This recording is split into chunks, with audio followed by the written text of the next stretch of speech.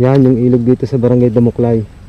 Ito yung sinasabi kong dinadayo ng mga taga rito sa lugar namin.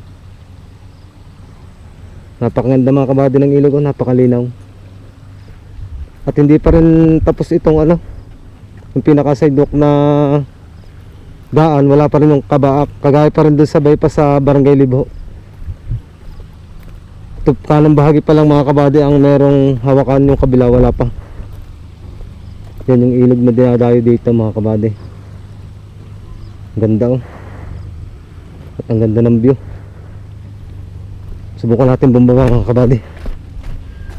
At dito na ako nag-park na ay motor.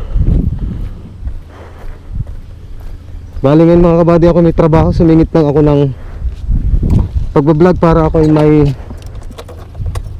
upload man lang. Kasi nung araw nung linggo nung nakaraan, hindi ako nakapag-vlog kasi maulan dito sa amin sa